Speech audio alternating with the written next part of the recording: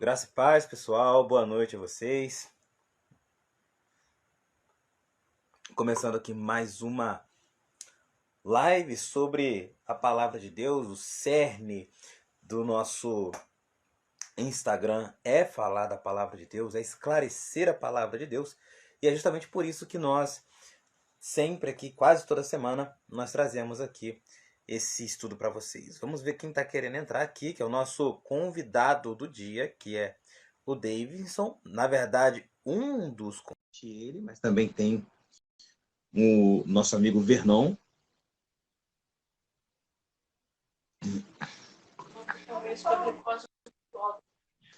Graça, paz, meu amigo, tudo bem? Graça e paz, meu irmão. Shalom, tudo bem? Shalom. Tá me ouvindo bem? Ou tá difícil aí? Tô ouvindo Tá bem. ouvindo bem? O som tá bom. E você, me ouve bem? Com certeza, com certeza. Vamos ver aí se o nosso amigo também aparece, né? O Vernon, isso aí, professor Vernon. Acho que ele já mandou o convite. Ele aqui.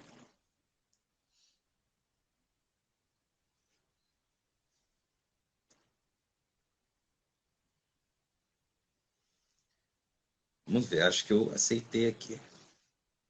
Fala Olha, aí, tudo bem? tudo bem, meu amigo? Shalom, Tudo jóia, professor. graças a Deus. Que bom. Shalom. Hoje Shalom. tô com dois. Hoje eu tô com dois especialistas aqui. Hoje nosso objetivo é, como sempre, esclarecer a palavra de Deus. Hoje o cerne do nosso assunto é falar sobre o Salmo 23, tá? O Salmo 23 que, se não me falha a memória, é um dos salmos, ou o salmo mais conhecido de todos. Na verdade, pode ser até o versículo mais conhecido de todos, né? O Senhor é meu pastor e nada me faltará. Eu creio que esse versículo seja o mais conhecido da Bíblia. Até pessoas que não são cristãs conhecem esse versículo, mas, geralmente, vocês podem me corrigir se eu estiver errado, as pessoas utilizam muito o livro de Salmos como um conteúdo devocional. Ou seja, geralmente mais para dedicar leitura, para reflexão, mas raramente há um aspecto teológico das pessoas em detrimento ao livro de Salmos. Mas hoje a gente vai trazer esse aspecto.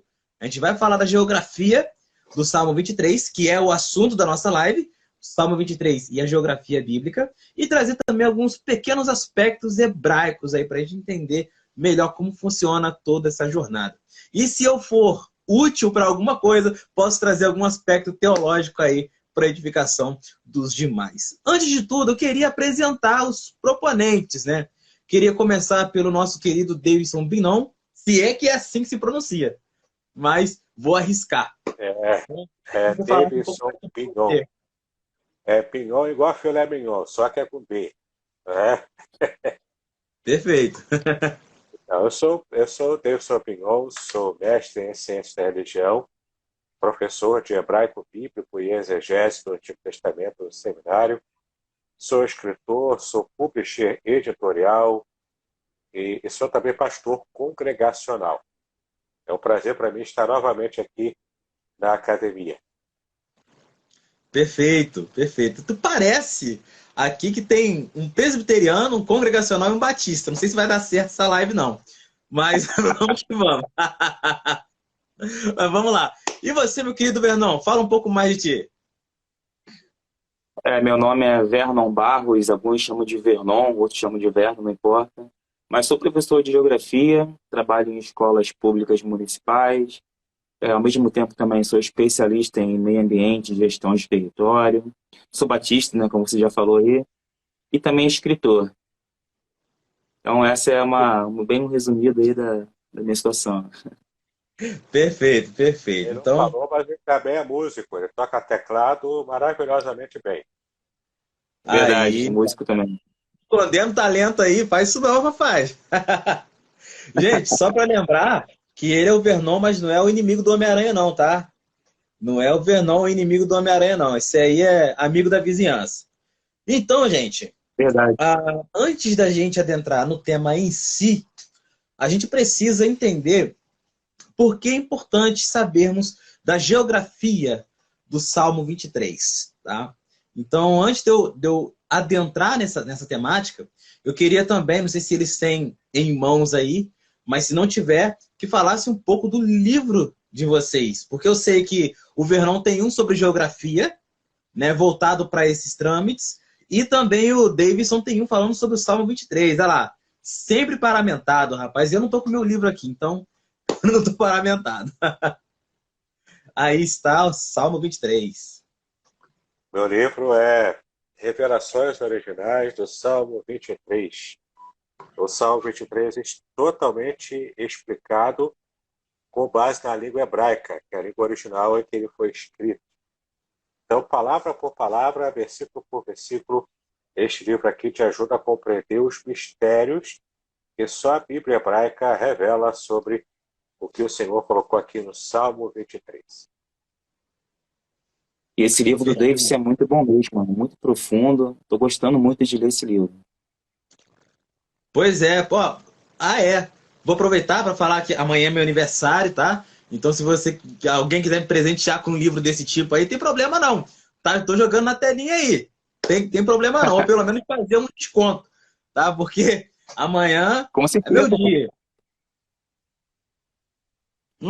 E aqui, ó, meu livro da eternidade ao mais profundo dos vales, a geografia que a Bíblia ensina. Uma análise bíblica geográfica das origens e do universo. É um livro não de geografia bíblica descritiva, mas é um outro viés. É a geografia que a Bíblia nos ensina. É um ponto de vista bem diferente daquele descritivo que temos da Terra Santa em muitos livros que já foram escritos e reescritos por aí. Perfeito, perfeito. Então, aproveitando essa temática que vocês trouxeram agora, a gente poderia aí explicar para o pessoal, né? Porque, não vou mentir, até eu mesmo deixo um pouco de lado os critérios mais geográficos do texto. Mesmo sendo especialista na área de Antigo Testamento, às vezes eu cometo essa gafe. Então, para entender melhor o texto, não somente no seu sentido interpretativo, mas no seu sentido aplicativo, a gente precisa conhecer um pouco mais. Então, o que a geografia pode nos auxiliar nessa questão? Os mais velhos primeiro. Bom, tá. Davis, quer começar? Ou sou eu? Não, beleza. Então tá, começa. Quem é o mais velho? Davis. Na cara já vê que sou eu, né? No trabalho da exegese, o que é a exegese? É você fazer um estudo profundo, fazendo perguntas ao texto e olhando na língua original. Em que esse texto foi escrito, fazendo ali a análise sintática, análise morfológica, e também pegando comentários, tentando resgatar informações históricas, culturais e geográficas. Daí a importância da geografia bíblica, especialmente se a gente está trabalhando com um texto que vai fazer uma narrativa, por exemplo, de uma viagem, que era muito comum no Antigo Testamento, as viagens que se faziam, tudo era feito dessa maneira. Então, conhecer o clima, conhecer a região, conhecer os lugares específicos, tudo isso faz muita diferença para você perceber os detalhes quando for fazer uma exegese bíblica. O professor Vernon pode falar agora, porque ele que é o especialista nesse tema, né? A geografia é aquela ciência que nos aproxima com a realidade ao nosso redor, né? O geógrafo, quando olha ao seu redor, quando olha as coisas que tem na natureza, na cidade, na sociedade, ele consegue enxergar coisas que explicam aquela realidade. Por isso a importância da geografia, tanto atualmente quanto dos tempos bíblicos. Porque quando você situa, localiza, quando você dá corpo local a um determinado evento, uma circunstância, você aprofunda ainda mais, né, aquele assunto, né, dá veracidade mais aos fatos registrados na Bíblia. Essa é a importância principal da geografia bíblica. Esse enfoque de dar mais veracidade aos fatos decorridos em um local. Perfeito, perfeito. Ah, tem um grande escritor, não sei se vocês vão conhecer, Roland Devaux. Roland Devaux, ele foi um grande arqueólogo, né, católico. Ele escreveu Instituições de Israel e ele fala algo muito interessante. Ele fala que o contexto histórico leva o texto até a pessoa e a geografia leva a pessoa até o ambiente. Eu achei incrível, Show. né? E o que você falou aí meio que pega muito com isso, né? Quando a gente fala da geografia, a gente acaba sendo inserido naquele ambiente que a gente não fazia ideia de como era. A gente, por mais que a gente tente numa leitura superficial, não vamos entender. Então é por isso que a necessidade de um especialista como o Vernon nesse assunto, para a gente é muito satisfatório. Então agradeço aí, Vernon, a sua participação aqui, você ter aceitado fazer essa live conosco. O Davidson já fez live comigo já. Eu até falei com o pessoal, olha, vocês acham que eu sei hebraico? Então eu vou chamar um cara aqui para mostrar para vocês que eu tô no alfabeto ainda, para mostrar para vocês isso aí. Então é uma honra estar participando com vocês. Queria, antes de tudo, também dar as boas-vindas aí ao João Marcos, que disse sempre gostei de geografia. Aí, Bernão. Aluno Pois seu. é. Você aí. Maxilene também apareceu aí, seja bem-vinda. E todos os demais que apareceram aí, não estou de óculos no momento, então não vou conseguir ler direito. Então vocês me perdoem que a idade está chegando e o negócio fica estreito para a gente.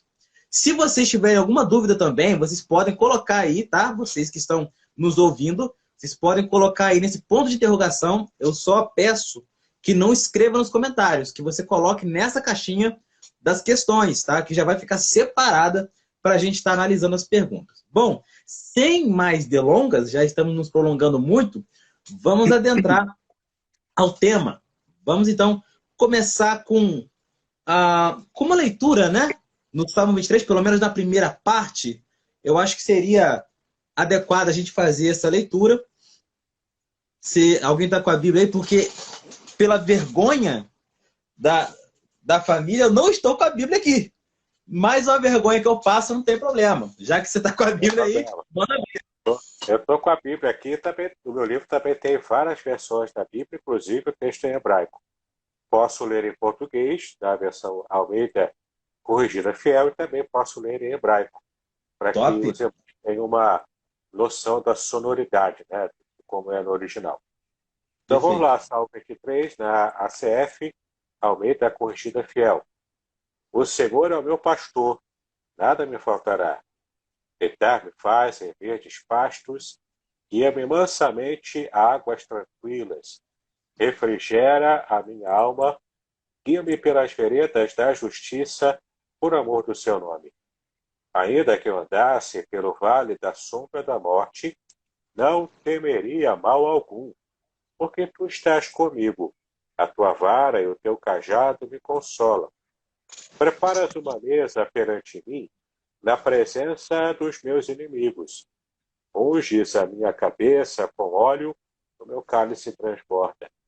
Certamente que a bondade e a misericórdia me seguirão todos os dias da minha vida e habitarei na casa do Senhor por longos dias. Agora eu vou pegar aqui no meu texto do livro, né? A transcrição aqui é completamente em hebraico. Até para quem não conhece hebraico, tem também aqui a versão transliterada, né? Aqui, ó, só para os irmãos terem uma ideia. Nessa parte aqui, dessa parte aqui é o facsímile do texto original do Códice Leningrado, aquele que foi copiado na Idade Média, né? Então, aqui no meu livro tem uma cópia do facsímile onde está o Salmo 23. Aqui o texto completamente em hebraico, vocês podem ver, completamente em hebraico o texto. Deve estar agora com a imagem espelhada aí, mas não tem problema, né? Depois, quando eu for baixar o vídeo e colocar no meu canal, eu acerto lá a direção da imagem, né? Aqui desse lado tem o texto transliterado, aqui no meu livro, e aqui uma tradução hiperlinear, ou seja, hiperliteral, né? E eu vou então fazer a leitura aqui do texto em hebraico, o original, para vocês terem uma ideia da sonoridade. Então, vamos entrar propriamente, né, na análise de alguns versículos e toda a parte geográfica que norteia o nosso entendimento. Então, em hebraico, Salmo 23.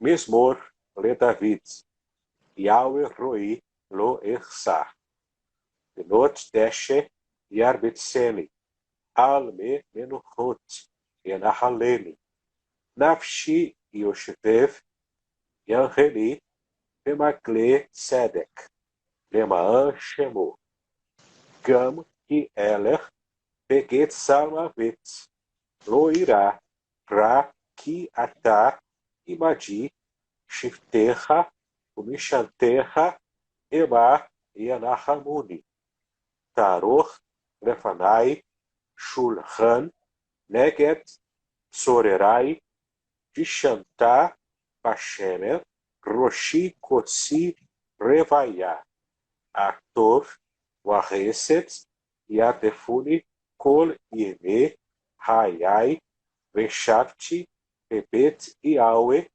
Leorer e Amir. Então está aí todo o salmo lido em hebraico. Vocês perceberam que tem certos sinônimos, né, na leitura. Então, percepções que temos quando ouvimos o salmo na sua leitura aqui. Não é? Muito bem.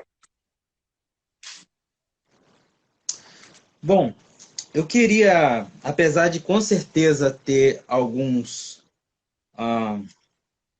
outros pontos aí a serem tratados, eu queria que tanto o nosso mestre aí, Davidson, quanto também o Vernon, falasse um pouco sobre esse termo. Um, é claro, no sentido mais geográfico, o outro no sentido mais linguístico, que eu estava lendo um léxico, não vou achar ele agora, que é sobre o termo Samavet.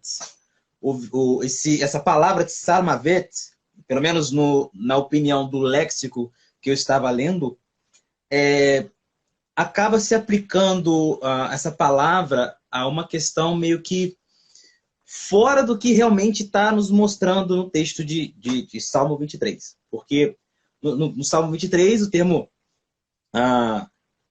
Salmavet tem a ver com a sombra da morte, né? O vale da sombra da morte. Mas no sentido lexicográfico, parece que não é isso que quer dizer. Parece que tem mais algo a ver com uma escuridão do que em si com a morte, né? Eu não sei se... eu já estudei sobre isso, eu não pensava dessa maneira, porque eu creio que uma escuridão profunda, dependendo do contexto, ela pode também significar a morte, né? Mas ele apela para o sentido de que seria melhor usar outro termo, a não ser esse que nos é mostrado. O que você tem a dizer sobre isso, Davidson? E depois eu queria que o Vernon falasse mais o aspecto geográfico do que pode ser esse Vale da Sombra da Morte. Será que é só uma poesia hebraica, né, falando que é um estado de angústia que a gente está? Ou será que realmente esse vale existe? Então depois eu queria a opinião do Vernon também. Bacana. Esse termo eu analisei, né, com todos os termos aqui no meu livro, Salmavet. Inclusive, coloquei aqui a imagem, né, no meu livro, a imagem de uma possível raiz ou origem do termo Tsel, né, que em hebraico significa sombra. Mas eu acho até interessante mostrar para vocês como eu traduzi na tradução hiperlinear, né? Hiperliteral, aliás, como eu traduzi. Eu coloquei escuridão assustadora como a morte, por causa do modo dessa escuridão ser densa e, de fato, assustar o coração da ovelha quando a ovelha está passando por um vale como esse. Depois, o professor Vernon vai explicar para nós os vades e, de fato, como entender essa questão do vale em si, né? Esse é o dado geográfico que ele vai nos dar aqui hoje. Mas, então, no trajeto escolhido pelo pastor para suas ovelhas, às vezes há regiões obrigatórias a percorrer que assustam o rebanho. A expressão Beget Salmavet, por vale de escuridão profunda, ilustra essa possibilidade. Eu já estou lendo aqui direto do meu livro, tá? Alguns linguistas discutem que o termo hebraico Tzamavet, de escuridão profunda, está relacionado com a palavra acádia Selem. É uma possibilidade de a origem ser a palavra no acadiano, por isso essa imagem aqui. Essa imagem é de um texto acadiano ou cuneiforme, né? E esse termo Selem, no acadiano, significa a profunda escuridão. A língua acádia, também conhecida como acádio, acadiano ou assírio-babilônio, é o idioma mais antigo que possui testemunho de registros escritos, textos cuneiformes, ou seja, em formas de cunha. Então, por ser um idioma mais antigo do que o hebraico, isso poderia justificar a influência acadiana do Salmo 23, nesse termo em específico. Essa parece ser a opinião do Dr. Edson de Faria Francisco, especialista brasileiro em língua hebraica. Inclusive, praticamente já terminou, né, a tradução do Antigo Testamento interlinear hebraico-português, publicado pela Sociedade Bíblica do Brasil. É um material que eu usei bastante também no meu livro aqui.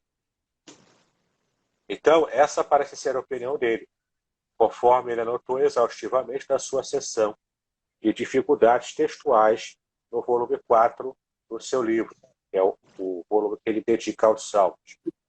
Mas outros especialistas dizem que Salmavet vem da aglutinação de duas palavras hebraicas. Aqui uma outra teoria, né, da origem dessa palavra. Temos aqui o termo tsel, em hebraico, que significa sombra também, e também a palavra mavet, em hebraico significa morte, justificando então a conhecida tradução sombra da morte, em vez de sombra ou escuridão profunda, né? Como é a opção que o Dr. Edson de Faria Francisco fez. A versão grega dos 70, a conhecida como Septuaginta, traduziu da seguinte maneira: Esquias Thanatu, ou seja, sombra da morte propriamente. Então, as nossas versões em português sofreram influência dessa opção feita pelos tradutores da Septuaginta. Por isso que praticamente em todas as versões em português está lá o Vale da Sombra da Morte. Apenas algumas poucas que optaram por Vale de Escuridão Profunda ou algo parecido com isso. Tá bom? Mas isso não quer dizer que a composição da palavra Salmavet, de escuridão profunda, tenha de ser necessariamente esta a da última opção, ou seja, a da continuação das duas palavras hebraicas. Na verdade, embora a maior parte das nossas traduções em português tenha feito essa opção, nós podemos então perceber que tanto uma teoria de formação da palavra quanto outra tem lá os especialistas que são adeptos, né, de uma e de outra também. Então, está em aberto a questão da origem, mas o que nos importa perceber aqui, na minha opinião, é de que é um vale, e o professor Vernon vai explicar por que aparece essa ideia do vale, e é escuro porque traz essa ideia de morte, que está muito presente em quem conhece e percorre esse vale. Tá bom? Então, agora o professor Vernon pode dar a explicação geográfica sobre este. Bom, é tanta coisa para falar que às vezes nem sabe direito por onde começar, né? Porque é um termo vale, né? Um termo muito amplo. Inclusive está no título do meu livro, Lembrar a Eternidade ao Mais Profundo dos Vales. Por isso já vê, né? Mais profundo dos vales. A gente às vezes não tem ideia, mas o mais profundo de todos os vales do planeta Terra é o Vale do Rio Jordão. Aquele mesmo rio onde Cristo se batizou. Ali perto, nas imediações, tem ali uma falha tectônica e uma depressão absoluta, onde aquela região em torno do Mar Morto está a cerca de 400 metros abaixo do nível do mar Mediterrâneo, no caso. E naquela região, por ser uma região muito seca, muitos vales que é um vale? O vale é um espaço que podemos dizer que está entre duas montanhas por onde corre um rio. E esse rio, ali naquela região, por ser muito desértica, desculpa, muitos desses rios acabam por serem rios temporários, ou seja, só correm no período das chuvas. E às vezes, quando correm de uma maneira tão forte que vai escavando cada vez mais seu leito, fazendo com que esses vales fiquem cada vez mais profundos e cheios de sombra. Daí, por exemplo, pode vir o Vale da Sombra da Morte, né? Porque pelo fato de ter muitas sombras, pode ser que tenha algum perigo em alguma dessas sombras, porque quando o sol bate, o sol não consegue preencher todo o vale, né, com a sua luz e acaba por esconder talvez muitos perigos. E nesse caso, animais perigosos, lobos ou leões, que poderiam arriscar a vida do pastor e suas ovelhas, né? Talvez por isso, por esse fato de ser um vale profundo, bem escavado, numa região desértica, onde a água, por vezes, é muito rara, escassa, soma-se a isso o perigo da sede, né?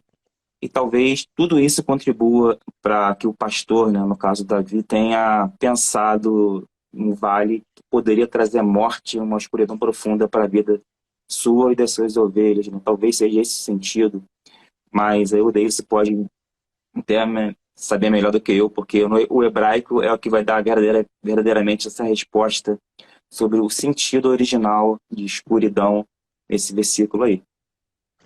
Não sei se consegui responder, mas vocês podem fazer perguntas que aí fica melhor direcionado também. Sem A dúvida. escuridão é a escuridão mesmo, né? Tudo preto, tudo escuro, o que causa medo na ovelha, causa problema com direção, né? Inclusive o pastor tem que ter um esforço a mais. E, de fato, a escuridão está atrelada à morte. Daí vem a teoria do professor Vernon, que se ele quiser ele pode também explicar, sobre qual a identificação desse vale da sombra da morte. Né? O professor Vernon que fala aí, para não dar spoiler aqui, né? Fala a sua teoria. Tá bom. É mais um pensamento, né? Nem uma teoria, né? Porque teria que ter mais respaldo, inclusive do hebraico. Mas existe um vale que é ali perto mesmo da região de Jerusalém, chamado Vale de Quidron, ou Cedron para algumas pessoas que é mais conhecido. E se for traduzir Quidron, Cedron, na tradução lá do hebraico, parece ser um lugar de escuridão. Pode confirmar isso, pastor Davidson? Sim, Sim, né? em hebraico é escuro. Então, pelo menos do ponto de vista linguístico, tem aproximação com a sua ideia, com a sua percepção. Exato. E além disso, esse Cedron era um vale, era um rio que era utilizado para desova, digamos assim, tinha cemitério perto, era utilizado para jogar lixo, inclusive tem alguns relatos bíblicos que mostram exatamente isso. As pessoas ali, depois de fazer uma arrumação, se não me engano, no templo, jogaram lixo nesse rio. Então aí você soma lixo com defuntos perto, que tinha um cemitério perto também. Tudo isso pode causar uma áurea, né, digamos, mais expressiva para essa palavra escuridão em relação exatamente a esse rio aí. Mas é algo a ser analisado com mais calma, né? Sim. E também é o que dá, também por ter muitos animais mortos ali, também está associado na mente, né, do salmista aqui, né, que representa essa ovelha personificada. Ele também traz essa ideia de vale da sombra, que é escuro, e da morte. Porque tanto está associado à escuridão quanto à morte em si, nesse vale de Cedron, no vale de Quidron. E se o professor Vernon puder explicar para a gente o que são os wades, porque esse vale ele é construído por um wadi, ele é wadi, né?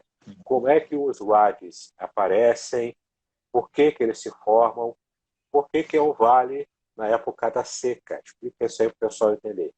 Antes do professor Vernon falar, eu queria dar as boas-vindas aí à minha amiga e aluna também, Márcia Lúcia. A Márcia Lúcia está dando boa noite para a gente aí. Minha primeira aluna foi a Márcia. Então, ela, para mim, ela tem aluna online, né? Antes eu só dava aula presencial. Mas a primeira aluna do meu curso, Academia de Teologia Clássica, Minha primeira aluna foi a Márcia e isso representa muito. Obrigado, Márcia, por ser minha amiga, por ser minha aluna. Aprendo mais com você do que você comigo, tenha certeza. Então, pode continuar aí, Vernon, desculpa te interromper e vamos lá. Tudo bem. Bom, para falar sobre os Uares, né, é preciso falar sobre o clima daquela região, né? Todo mundo sabe que é uma região bem desértica. Isso quer dizer que chove pouco naquela área. Só que Israel, ainda assim, é uma área que chove um pouco mais do que outros lugares. Inclusive, quero até ler um versículo aqui, que está lá em Deuteronômio 11, 10 e 12, que praticamente resume o clima daquela região. Porque a terra que passas a possuir não é como a terra do Egito, de onde saíste, em que semeavas a tua semente e a regavas com teu pé como a uma horta. Mas a terra que passais a possuir é terra de montes e de vales. Da chuva dos céus beberás das suas águas. Terra que o Senhor teu Deus tem cuidado. Os olhos do Senhor teu Deus estão sobre ela continuamente, desde o princípio até o fim do ano. Bom, é uma terra que Deus tem cuidado, como o versículo aqui já fala. E é uma terra de montes e de vales. E esses montes têm uma característica muito importante. Diferentemente do Egito, onde toda a produção agrícola dependia do rio Nilo, da irrigação, né, e não da chuva, a terra de Israel, Deus já deu uma outra característica para ela. As próprias montanhas já servem como se fosse uma preparação para a formação de chuvas. Então, só que essa chuva tinha uma época para acontecer. Geralmente era na época de dezembro, que são as épocas das chuvas lá naquela área. Ou seja, no inverno. No verão lá praticamente não chove. Então, dessa forma, a questão da água é muito importante para entender naquela região de Israel. Porque Deus fez um lugar onde a população que fosse lá morar não ia precisar ficar dependendo apenas do Rio Jordão para sobreviver, mas também da chuva que cairia do céu. Isso é uma dádiva divina, né? Mas, enfim, em relação a esses uades, o que são uades? São fontes de água, assim como os oásis do deserto. E é preciso também aqui diferenciar os desertos que tem na Palestina, os desertos mais clássicos que temos, por exemplo, Saara e de outros lugares do mundo. Na verdade, existem vários tipos de desertos que se resumem em falta de umidade da água. Só que os desertos da Palestina são desertos que, em determinada época do ano, devido às chuvas, eles são transbordados por rios caudalosos que vêm praticamente aprofundando os vales e gerando espécies de oásis, onde árvores crescem, onde os animais podem beber. Então, tudo isso tem uma importância muito grande para aquele povo que está acostumado a viver uma vida muito difícil, porque não tem praticamente a disponibilidade de água que nós temos. Agora, já em outros desertos mais arenosos, você tem ali em profundidade uma fonte d'água que ela sobe de baixo para cima, aflorando, fazendo com que se tenha ali uma espécie de lago. Em volta desse lago tenhamos ali alguns animais, árvores e tudo mais. Esse tipo de oásis é diferente do oásis que encontramos na terra de Israel, que é mais típico em relação a um solo mais pedregoso, que tem mais a ver com rios que correm, que transbordam, do que propriamente dito com umidades que vêm debaixo do lençol freático. Essa é a diferença básica desse tipo de oásis para os oásis de outros lugares em outros desertos, naquela região mesmo também. Perfeito. Não sei se consegui explicar bem. Com certeza, com certeza. Mas eu queria fazer uma pergunta para, vamos dizer assim, tacar fogo no parquinho. Né? De vez em quando é bom a gente tacar um fogo no parquinho para a gente pensar um pouco mais. Bom, há um consenso quase que unânime de que Davi escreveu esse salmo antes dele se tornar rei. Né? Basicamente no tempo em que ele era apenas ali um pastor realmente. Né? Aí muitos vão dizer que ele salmodiou com conhecimento de causa, ou seja, o pastoreio de Deus era refletido nele, por isso que ele protegia suas ovelhas e era visto como um bom pastor. E quando se fala de vale, eu vi um comentário de Irash que eu para quem não conhece, Rashi é uma das maiores autoridades no hebraico que, pelo menos que eu conheço. Eu não conheço ninguém mais, né? O problema do Rashi é que ele tende a ter uma opinião, ah, não sei dizer, muito religiosa, digamos assim. Acho que posso dizer assim. Então ele às vezes exclui questões como geografia, como uma exegese normativa, até porque o Rashi não usa a exegese como a gente está acostumado a usar. E ele vai dizer o seguinte, que quando Davi falou do vale da sombra da morte, ele de maneira nenhuma estava se referindo a uma localidade. Mas naquele momento ele se encontrava com depressão, ele não usa o termo depressão, mas ele estava numa angústia profunda, né, referente àquilo que passara com ele em família. Então ele acaba associando esse salmo de Davi, ele até fala como um salmo da família. Então Davi ele expôs esse salmo porque ele passava algo na família que estava representando para ele como se fosse um vale. Então, assim, é adequado pensar dessa maneira também, porque acaba excluindo o sentido geográfico realmente. Se tender muito para a questão somente religiosa e aplicativa, a gente meio que vai excluir essas coisas. Então, qual o perigo de interpretar dessa maneira? Para mim é pro Davidson. Né? No meu entendimento, Eu não pode falar, Fernando. Defenda a sua. O Rashi, ele era um comentarista judeu, ali próximo da Idade Média, ali, né, naquela época, e o modo deles fazerem a exegese, a compreensão é diferente de quanto nós conseguimos chegar hoje, né, com o próprio iluminismo depois, e todo esse esforço, não apenas pela língua, mas também pela cultura e por aspectos também geográficos e históricos. Então, eu posso dizer que hoje temos uma visão mais ampla do que a que Rashi pôde ter na sua época em que ele escreveu, embora ele seja ainda hoje considerado, como de fato um dos especialistas, né, um dos mestres que ficaram na história da interpretação judaica. Ele foi especialmente um comentarista muito simples, ou seja, ele conseguia traduzir em palavras simples, em expressões simples, em comentários simples, temas muito complexos, né? Por isso que ele era bastante venerado e ainda hoje é, né? Eu tenho aqui a Torá inteira comentada por ele.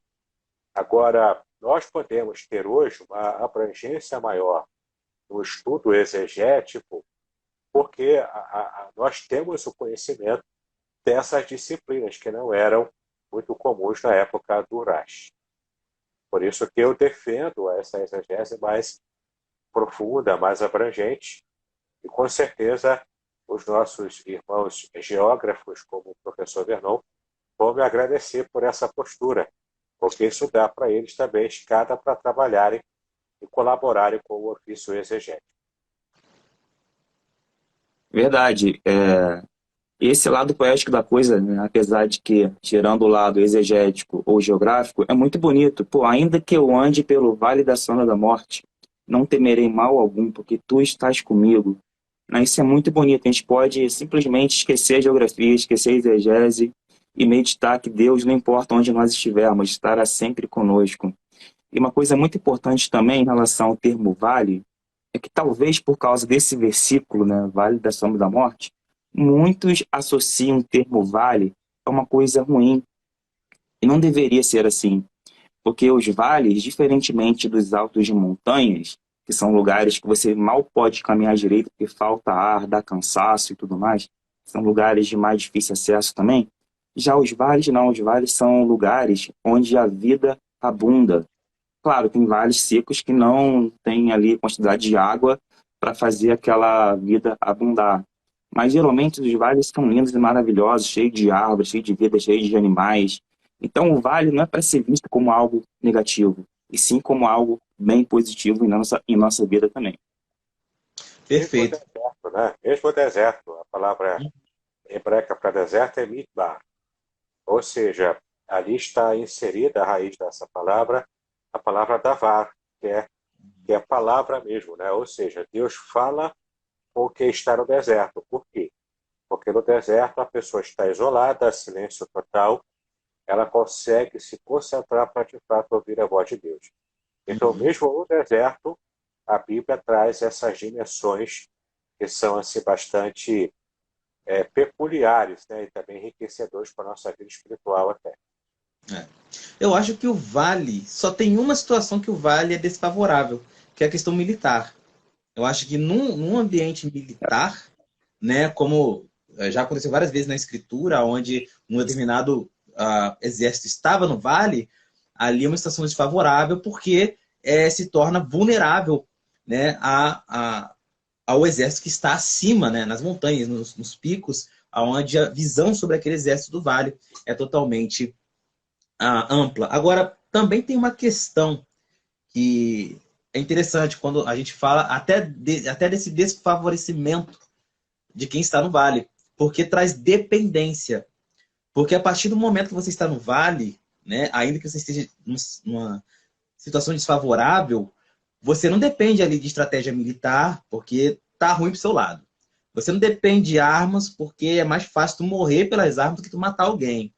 Então ali, você está totalmente dependente daquele que está no vale. Então por isso que também é interessante vislumbrarmos o vale também como uma questão de dependência em alguns momentos, né? Eu acho isso muito interessante também. Agora, uma coisa que me é muito... eu não estudei muito, por isso que eu vou perguntar aqui, é justamente a questão do ambiente do pastoreio, porque o Salmo sempre diz ali, né? Guia-me mansamente às águas tranquilas, deitar-me faz em pastos verdejantes. E a gente observa isso com um olhar poético, mas na verdade está sendo falado ali de ambientes reais. Então, como que era naquele tempo de Israel o ambiente em que o pastor passeava com as ovelhas? Porque eu acho que um ambiente desértico não seria comum, ou seria? Pode falar, Vernon. Você que é o nosso especialista aí, queria ouvir o professor Vernon falar um pouco sobre esse assunto. Ali na região onde Davi morou, Belém, Judá, ali naquela área, é uma região bem desértica, sim. Você vê solo pedregoso, mas ao mesmo tempo também uma região com regime de chuvas que auxiliam a modificar muito aquele local de uma estação para outra. Então, se antes você tinha ali uma ressequidão muito forte, em outros momentos você tem ali uns jardins verdejantes, água parada por causa da chuva, rios correndo. Inclusive, até o Davis falou numa live que eu fiz com ele, né, que isso também demonstra que na época das chuvas, época do inverno, ela dizendo, era uma época que foi propícia a descobrir a data, mais ou menos, né, do nascimento de Cristo. Você lembra disso, pastor Davidson? Você pode falar um pouquinho sobre isso, que depois eu retomo aqui? Sim, porque o inverno em Israel é o nosso final de ano, né? Em novembro, dezembro, assim. Então, a Bíblia é uma discussão bastante antiga já até, né? De que muito provavelmente Jesus, com certeza, não nasceu em dezembro, ainda mais no final, 25 de dezembro, né? Com certeza não foi. Provavelmente, a aposta melhor hoje dos especialistas seria de que ele tenha nascido no mês de outubro, que é já essa fase ainda em que as ovelhas podiam ficar à noite tranquilas ao relento, porque era a fase do verão, né? Já o inverno é impossível isso. Então, muito provavelmente foi no final de setembro, início de outubro, a época em que Cristo nasceu por causa desse elemento dos pastores que estavam com as suas ovelhas à noite ao ar livre. Isso só podia acontecer em época de calor. Eu tenho Isso uma numa posição um época... pouco distinta. Eu creio que tenha sido entre março e abril, né? Justamente por causa da primavera. Até porque o verão de Israel, a noite do verão também não é tão quente assim.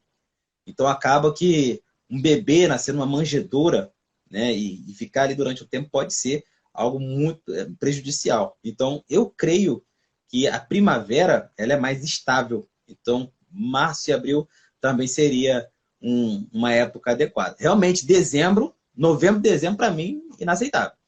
Mas outubro ou março e abril são meses mais adequados referente a isso. Então, Então, eu acho realmente que poderia ser na primavera, né, ou no outono, dias mais aprazíveis para você estar levando as ovelhas, né, para poder estar pastoreando. No alto verão fica muito complicado, porque só tem pedra para tudo quanto é lado. A umidade do ar está muito baixa. Como é que uma ovelha vai suportar tudo isso ao mesmo tempo também? Então, o pastor precisa de áreas específicas para poder levar a sua ovelha, né? Lugares que tenha água em abundância, porque senão, coitadinha delas, né? pois é, tá vendo? Até que enfim, eu não falei besteira. Até que enfim acertei alguma coisa. Mas que bom, mas eu já vi. A posição do irmão Davidson é a mesma do Rafael. Né? Rafael também já conversou comigo sobre isso e ele crê mais ou menos nessa data aí. Eu estava conversando esses dias com o Luiz Saião. Luiz Saião e eu falando sobre isso. E ele crê com toda certeza que foi março e abril. E eu também acreditava dessa maneira. Então, é ideal a gente pensar nessas coisas também para falar da pessoa de Cristo, né? Como o Vernon mencionou, porque é interessante a gente definir, né? Porque às vezes a gente pensa somente no aspecto teológico, ou seja, o que Deus quer falar conosco através do texto, mas a gente esquece que o texto ele teve um ambiente e ele teve um receptor primário, né? Então aqueles receptores ali, eles levavam em consideração o ambiente, eles levavam em consideração quando foi e por que foi. Então, eu creio que essa necessidade deve ser trazida à tona. Só que tem um problema. O problema é quando esses aspectos são mencionados em livros poéticos. Isso, para muitos, até para teólogos, isso é um problema enorme, porque assim, é simples você identificar e tentar achar um contexto ou uma geografia quando é uma narrativa. Quando há um texto de prosa, né, parece que há um desfecho ali muito, muito preciso. Mas quando é uma poesia, a gente fica difícil entender se é apenas uma metáfora poética ou se realmente o salmista está usando o seu ambiente, a sua terra, o seu reino para fazer um salmo, sabe? E assim, eu queria saber, né, agora começando com o pastor Davidson, como que a gente vai identificar um texto, digamos assim, que é metafórico e um texto que realmente quer nos mostrar algo mais normativo, né? Como que a gente vai saber isso, principalmente num livro poético? Então, assim como nos textos em português, na Bíblia hebraica também existe uma forma diferenciada de diagramação para o próprio texto. Né? Isso você observa até mesmo no modo como escreveram à mão, né, na época do Códice Leningradense. E essa forma específica de diagramação, ela também foi copiada e foi reproduzida nas versões impressas da Bíblia. Então, às vezes, né, dependendo do Salmo, por exemplo, só é bater o olho assim no texto hebraico, você percebe que ele tem uma diagramação com espaçamentos no meio do texto, espaçamentos maiores. Isso ali já definindo a estrofe. Você também pode perceber o tipo de diferenciação na própria forma de enxergar o texto, né? Naquelas pontuações que vão colocando ali nos sinais maçoréticos. Então, essas são formas de você perceber logo batendo o olho, né, para quem estuda a língua hebraica. Muito bem. Então, o que acontece é que muitas vezes a gente não consegue perceber essas notações geográficas. Por quê? Porque a linguagem poética ela vai usar de recursos poéticos, por exemplo, os paralelismos, que são muito abrangentes no texto poético hebraico, vai usar a linguagem figurada, metáforas, tem muito também. Então, tem que ter um olhar treinado para perceber esse tipo de menção que o texto hebraico fala. Por exemplo, eu posso citar aqui o Salmo 133. Ó, quão bom e quão suave é que os irmãos vivam em união, é como óleo precioso que escorre, né, pela cabeça de Arão, desce pelas suas barbas, chega até a orla dos vestidos. Aqui tem uma questão interessante, porque ali está fazendo referência ao modo como o Monte Hermon congela no inverno e na época, quando vai chegando o verão, ele vai derretendo o gelo e vai descendo no degelo, vai descendo a água escorrendo pelo Monte Hermon, procurando caminhos dos vades, não é? E então formando como se fosse mesmo óleo descendo sobre a cabeça do sacerdote, né? E então aquelas águas geladinhas lá, que eram gelo há pouco tempo, vão escorrendo pelo monte, vão alimentando o próprio Rio Jordão. Para quem está bebendo da água do Rio Jordão, logo próximo da nascente ali, de onde desce a água do Monte Hermon, consegue beber água geladinha no meio de um calor desértico. Então é muito bacana a gente perceber que esse salmo, de modo metafórico, faz referência ao Monte Hermon, né? E como esse tipo de percepção também faz uma analogia com a bênção, a vida escorre, a bênção de Deus, que também é presente e perceptível na vida comunitária, na vida da nação de Israel, né? Cada um vivendo bem com os seus irmãos, onde flui a bênção. A bênção associada a essa água geladinha no meio do calor que desce do Monte Hermon e vai alimentar o Rio Jordão de vida, para que ele possa, então, seguir o seu curso. Perfeito. Antes do Vernon falar um pouco, eu queria só responder o Abner. Talvez o Vernon até já percebeu que mandaram uma pergunta aí. Quais provas temos que a Bíblia é real e não mais um livro mitológico igual os das outras religiões? Bom, o Abner, esse é uma pergunta fora do tema. Eu creio que se a gente parar para responder essa pergunta, a gente vai desfocar um pouco sobre o tema, que é geografia bíblica no Salmo 23. Mas se você quiser sanar essa sua dúvida, você pode me chamar no direct, tá? Você pode fazer essa pergunta lá. Você pode também me chamar no WhatsApp. Meu contato está lá no perfil, que eu vou sanar todas as suas dúvidas relacionadas a isso aí. É a mesma pergunta que eu fazia. Até meus 17 anos eu era ateu. A mesma pergunta que você está fazendo, não estou dizendo que você tá, Abner? Mas eu fazia essa pergunta que você fez. E eu tive essa resposta, tá? E eu posso te responder no direct. Aqui a gente vai falar sobre o Salmo 23 e a geografia do Salmo 23. Então, Vernon, você que também é o especialista aqui de nós três no assunto, como eu consigo identificar ali melhor os aspectos geográficos do texto, né?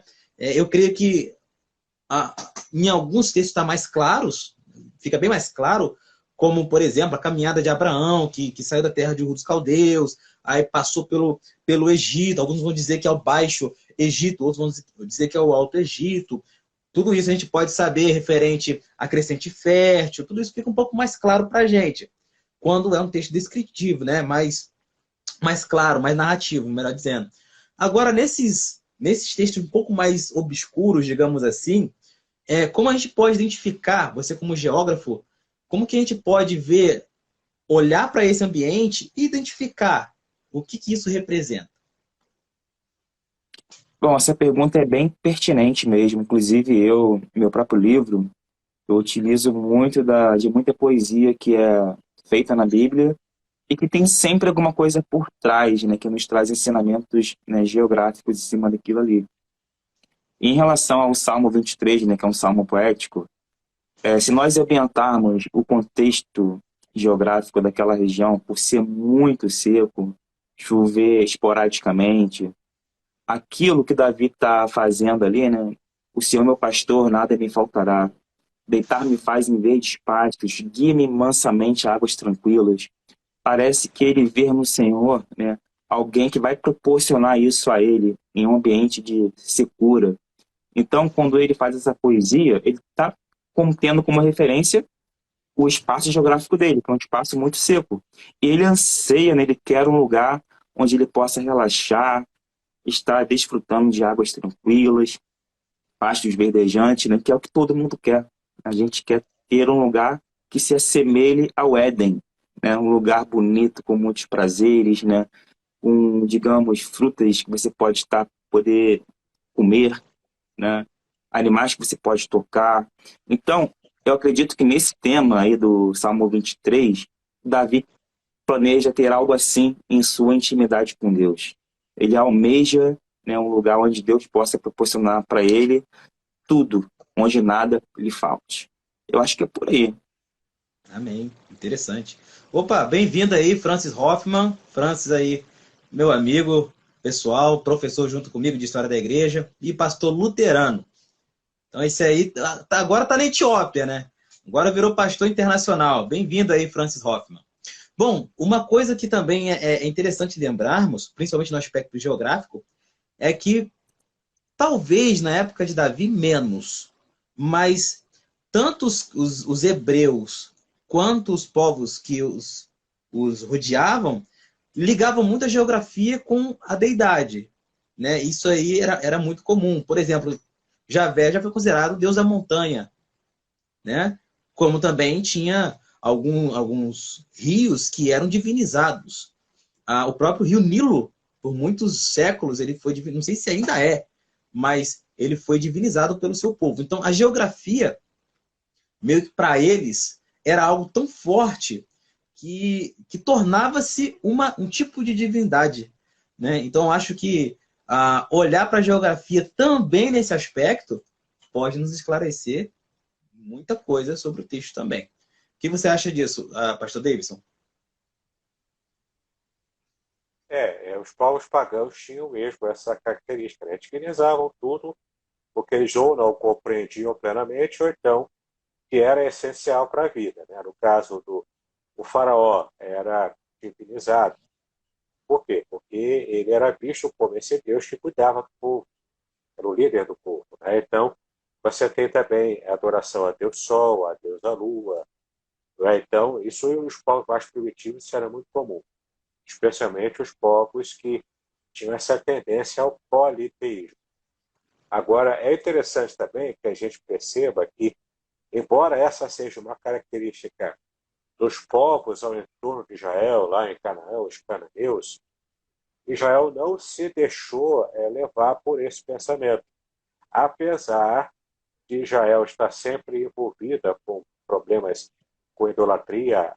Salomão mesmo abriu a porteira lá para várias esposas de outras nações, e isso trouxe a maldição da idolatria, né, para Israel. Mas, apesar disso, adorar a natureza me parece que não era algo muito natural para Israel. Não é? Eles tinham lá as suas questões esporádicas, lá adorando postes, ídolos e por aí vai, mas eles tinham o seu espaço geográfico definido, especialmente quando chegam a Canaã, mas não chegam a adorar rio ou então monte. Apenas tinha aquela experiência do monte como sendo uma espécie de lugar da habitação de Deus. Né? Inclusive, termos, né, que eu estou trabalhando agora no Salmo 91, que vai ser o próximo livro que eu vou publicar esse ano, aí, se Deus quiser. Já estou escrevendo. Né? Ali tem um dos nomes de Deus, tanto El Shaddai quanto El Elyon, né? Aparece no Salmo 91. Então, El Elyon, ou seja, é o Altíssimo, já traz essa ideia de alguém que está no monte, está no mais alto monte. E temos ainda o El Shaddai. Aí tem uma discussão também linguística ali, de onde veio Shaddai. Uma das teorias, talvez a mais adequada, é que faça referência ao monte também, ao Deus dos montes. Uhum. Então, é muito interessante a gente perceber que a geografia em Israel não é divinizada, mas ela está atrelada, sim, a uma espécie de local de habitação de Deus, onde dali o Senhor ordena a bênção. No Salmo 133 mesmo que nós que eu citei aqui, né? É do Monte Sião que Deus ordena a bênção para Israel. Então, não é divinizada, o monte não é divinizado, mas ele está atrelado à divindade.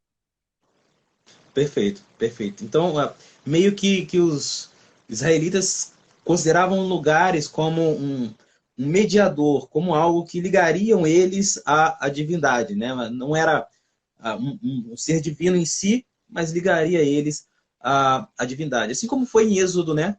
Que Moisés tirou a sandália porque ali era uma terra santa. Então, parece que...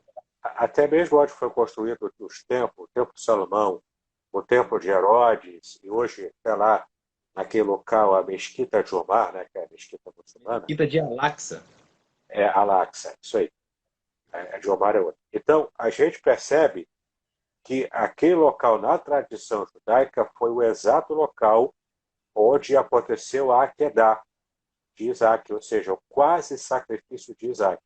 Então, Uhum. por causa dessa espiritualização, dessa sacralização do lugar, eles então colocam, é como se colocassem estacas espirituais para demarcar um território sagrado. Isso você vai achar na fé de Israel, mas não a tornar um ambiente geográfico, um espaço geográfico divino. Isso eles não fazem mesmo, não. Perfeito, perfeito. Professor Vernon, antes da gente caminhar pro final dessa live, eu sempre tive uma dúvida, né? E eu creio que não foi sanada, porque meio que eu deixei de mão, mas é uma dúvida que ainda é pertinente. Mas é justamente sobre quando a palavra traz a menção, a divisão dos reinos, né? Saindo um pouco do Salmo 23, só para a gente entender a geografia de Israel daquela época. Quando há essa divisão, existe um historiador, e foi bem convincente, de que, na verdade, Israel não se dividiu em dois. Não foi Reino do Norte e Reino do Sul. Na verdade, esses dois reinos foram os principais reinos que Deus se relacionou. Porque o terceiro acabou se desvirtuando totalmente, foi rejeitado por Deus. E não sei se você já estudou sobre isso, existe alguma menção geográfica de que na época dos reis de Israel, na época dos profetas, houvesse uma divisão de três reinos? Geograficamente há respaldo para isso? Bom, geograficamente eu nunca vi nada, pelo menos não estudei nada nesse sentido ainda, né, de que houvesse uma terceira divisão aí. A gente sempre estuda se baseando nos dois reinos, do norte e do sul. Mas em um terceiro reino, se tivesse um terceiro reino, eu acredito que teria uma outra, digamos, nomenclatura também de acordo com os pontos cardeais. Tem do norte, tem do sul. Talvez tivesse que ter um reino do leste ou do oeste, não sei. Talvez seja um viés para se pensar. Mas acredito eu, né, que seja realmente apenas dois reinos. Claro, porque naquela época, se hoje às vezes é difícil conectar regiões diferentes, né, por causa da falta de estradas, comunicações, imagina naquela época. Às vezes o que havia ali era justamente uma falta de comunicação adequada entre partes do mesmo reino, que poderia causar, né, uma territorialidade diferente em ambos os lugares. Pode ser por aí. Interessante essa posição. Mas só queria voltar um pouquinho no comentário que você fez aí em relação a Davis. Davis também explicou em relação a Deus, né, aos povos que também ali habitavam. Uma coisa que eu acho muito pertinente comentar é que quando Deus cria o universo, ele cria um universo que pode ser compreendido, decifrado. E hoje, né, com o auxílio da ciência, da geografia, a gente consegue ver muita coisa do que Deus criou e que é perfeitamente compreensível para nós. Mas naquela época, a época que Israel estava se nascendo como nação, no meio daqueles povos politeístas, as pessoas, quando olhavam a natureza em redor, não tinham noção do que estava acontecendo. Para eles, todas aquelas coisas naturais eram personificações de divindade. E o interessante é que somente Israel, né, se diferenciou desses povos.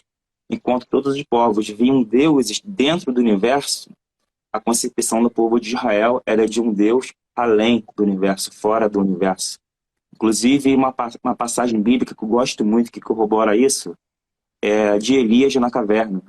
Tem até um trechinho no meu livro aqui que fala o seguinte: a experiência que Elias teve após sair da caverna, quando percebeu que os fenômenos naturais ocorrem independentemente de Deus. Houve um vento, mas Deus não estava no vento. Houve um terremoto, mas Deus não estava no terremoto. Bem como também não estava no fogo e nem no som suave. Deus não é a natureza, Deus está acima da natureza.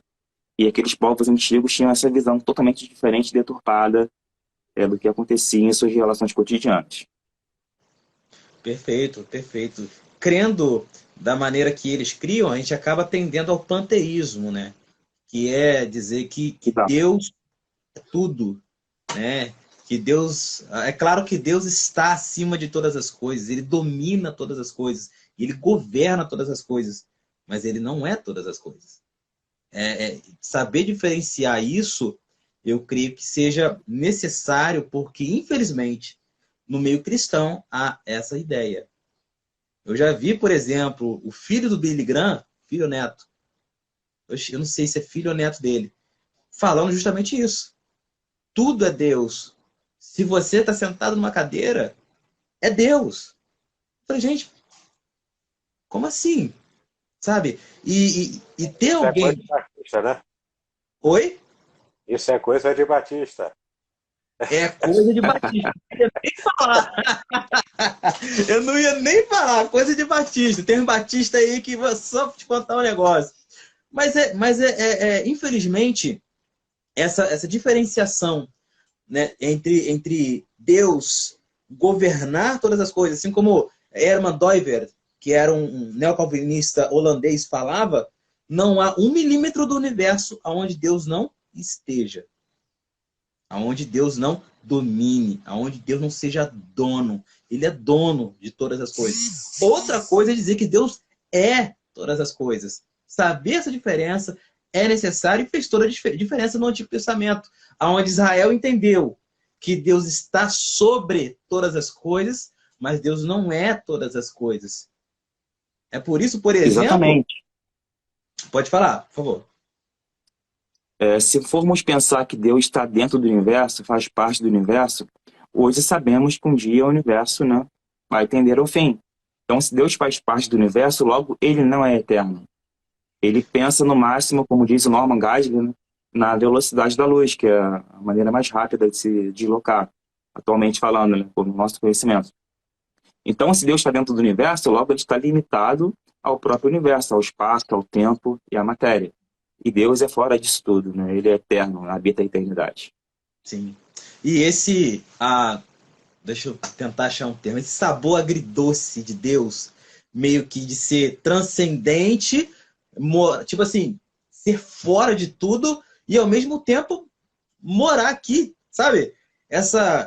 Esse meio É muito bom isso. A transcendência e imanência misturada. E imanência, que por mais que a gente tente justificar com palavras lógicas, a gente não consegue colocar uma dimensão nisso, mas é algo tão bonito, cara. Você entender, assim como o João disse, no princípio era o verbo, né? o logos, que para os gregos, logos era a origem de todas as coisas. E João tá falando assim, ó, esse cara aqui de Nazaré, que não tem nada que preste em Nazaré, mas esse cara aí, que veio de Nazaré, que veio da menor cidade que vocês possam imaginar aí, pobre, filho do José, filho de seu Zé, esse cara aí é o início, é o princípio de todas as coisas, cara. Sabe? Quando a gente olha para esse texto, entendendo que esse Deus, ao mesmo tempo que ele é sobre todas as coisas, ele também é conosco, sabe? É uma honra imensurável, cara. E a gente lê os salmos, principalmente o Salmo 23, né? Eu também gosto muito do Salmo 139, se eu não me engano, onde fala da soberania de Deus, aonde eu posso ir ao mais altos céus, Deus vai estar lá. Mas se eu for ao mais profundo abismo, Deus estará lá também, meu irmão. Porque Ele está sobre todas as coisas.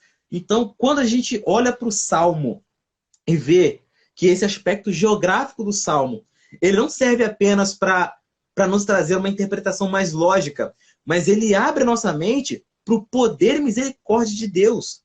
Como que Deus, sendo um ser tão transcendente, insiste em interagir, em fazer pactos com o povo num ambiente que é um ambiente terreno, passageiro, transitório, não merece a presença de Deus. Mesmo assim, ele interage com esse ambiente.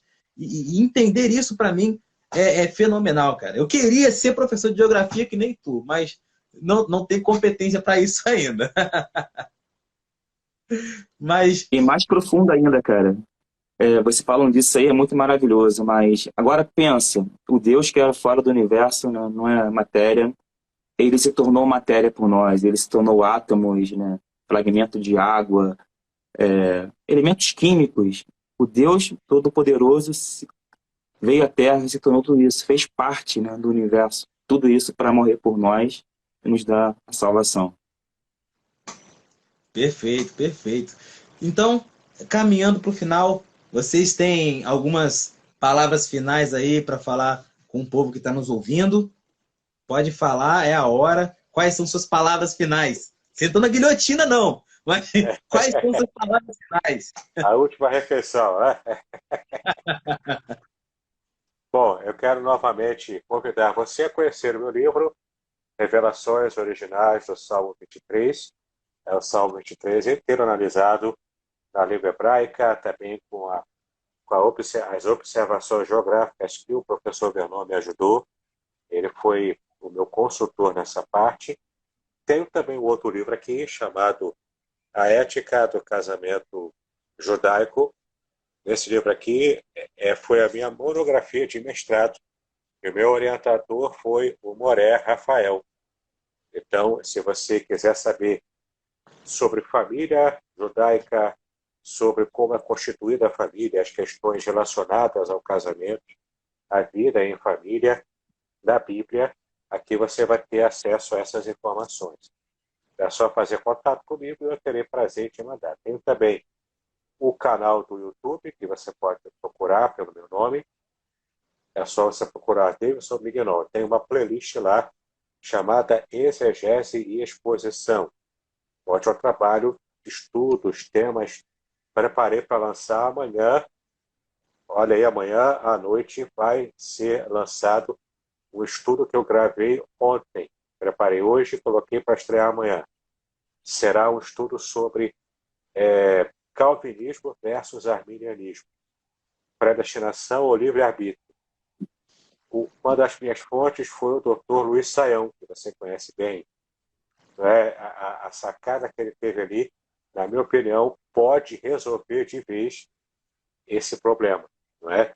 Então, eu tive acesso a uma palestra que ele deu, achei muito interessante, fiz ali a minha versão com os conceitos dessa palestra e vai, então, ser lançado amanhã no canal do YouTube. Amanhã, sábado.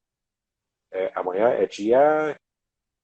Deixa eu ver aqui qual é o dia de amanhã. Amanhã é dia 25. Então, sábado, dia 25 de junho desse ano de 2022, o lançamento desse material, que vai ser bem interessante, acredito eu. Então, assine meu canal, clique no sininho. Eu tenho também um grupo no Telegram, que é gratuito também. Você pode fazer parte desse grupo chamado Exegese e Exposição. Tem muito material bom ali em PDF para você fazer os seus estudos. Então, tem bastante coisa para você buscar.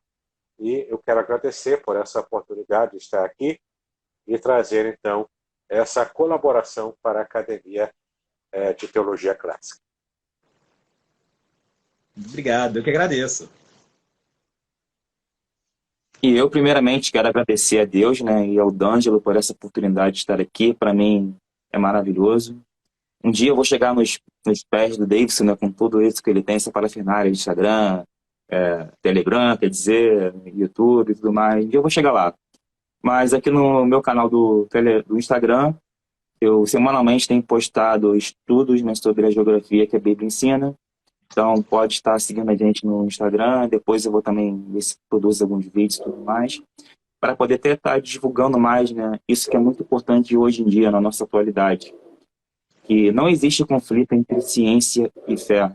E quando a gente começar a enxergar isso, ter os olhos desvendados em relação a isso, um leque de novos conhecimentos vão se abrir e que vão elevar o nosso espírito a Deus.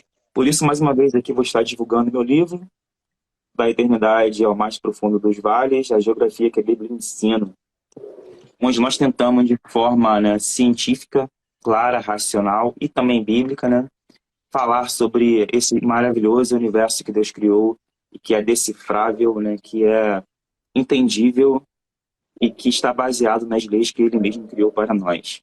Então, só agradecer mesmo e que venham novas oportunidades.